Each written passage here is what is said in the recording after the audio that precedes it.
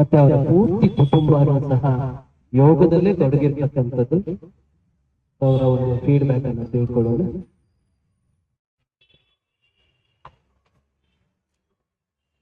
ನನ್ನ designation deputy commissioner of excise ಆಗೈತೆ.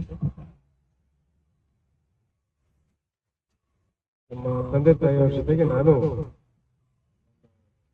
ನನ್ನ ಮಗನಾದ ವರುಣಿಂದ ಇನ್ಸ್ಪೈರ್ ಆಗಿ ಯೋಗ ಕ್ಲಾಸ್ ಶೇಷಗಿರಿ ಸರ್ ಅವರ ಯೋಗ ಚಾನಲ್ಗೆ ಯೋಗ ಕ್ಲಾಸಸ್ ಅಟೆಂಡ್ ಮಾಡಲಿಕ್ಕೆ ಶುರು ಮಾಡಿ ಸುಮಾರು 1 ವರ್ಷ 8 ತಿಂಗಳಾಗಿದೆ.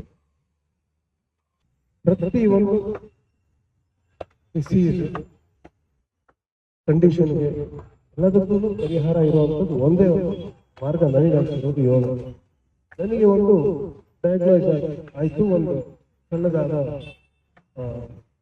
ಬಾಡಿಯಲ್ಲಿ ಒಂದಾಗಿದೆ, ಒಂಥರ ಥಿಕ್ಕನಿಂಗ್ ಆಫ್ ಬ್ಯಾಡ್ ಬ್ಲಡ್ ಆಗಿದೆ, ಅದನ್ನು ತೆಗಿಬೇಕು. ಅದೊಂದು ಡೆಲಿಕೇಟ್ ಪಾರ್ಟ್ ಆಗಿದೆ. ಅದನ್ನ ನಾನು ಡಾಕ್ಟರ್ಗೆ ಹೋಗಿ ತೋರಿಸಿದೆ, MRI ಮಾಡಿದ್ರು. MRI ಮಾಡಿದ್ರೆ ಡೆಲಿಕೇಟ್ ಇದೆ,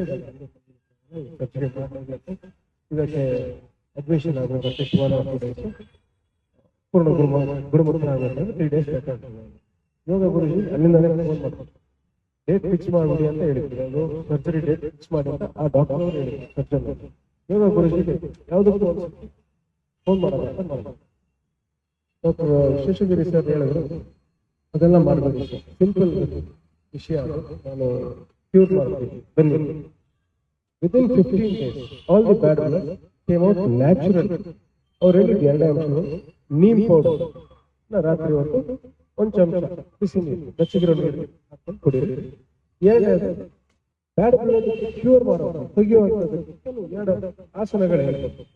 ಇಷ್ಟೇ ಮಾಡ್ತಾ ಇದ್ದಾರೆ 15 ದಿನ, ಎಲ್ಲ ಕ್ಲಿಯರ್. ನನ್ಗೆ ಗೊತ್ತಿಲ್ಲದೆ, ನನ್ಗೆ ಸುಗಮವಾಗಿ, ಯಾವುದೇ ಟೈಮ್ ವೇಸ್ಟ್ ಇಲ್ಲದೆ, ಯಾವುದೇ ದುಡ್ಡು ವೇಸ್ಟ್ ಇಲ್ಲದೆ, ಯಾವುದೇ ಸರ್ಜಿಕಲ್ ಪ್ರೊಸೀಜರ್ ಅಡಾಪ್ಟ್ ಮಾಡಿದೆ, ಬಾಡಿಯಲ್ಲಿ ಯಾವುದೇ ಡ್ಯಾಮೇಜ್ ಮಾಡ್ಕೊಳ್ತದೆ, ಯಾವುದು ಸೈಡ್ ಎಫೆಕ್ಟ್ ಇಲ್ಲದೆ, ಯಾವುದು ಸೈಡ್ ಎಫೆಕ್ಟ್ ಇಲ್ಲದೆ, ಯಾವುದೇ ಡಿಸೀಸ್ ಕ್ಯೂರ್ ಆಗೋದು, ಕಂಡೀಷನ್ ಒಳ್ಳೇದಾಗೋದು. It's a great medical achievement ಏನಾದ್ರು ಹೇಳ್ತಾರೆ, ಬಟ್ ಅದಕ್ಕೆ side effect. Without side effect ನಮಗೆ ಗುಣಮುಖ ಆಗಬೇಕು, ಒಳ್ಳೆ ರಿಸಲ್ಟ್ಸ್ ಇರ್ತದೆ. ಐ ಥಿಂಕ್ ಯೋಗ ಬಿಟ್ಟರೆ ಬೇರೆ ಯಾವುದೂ ಇಲ್ಲ.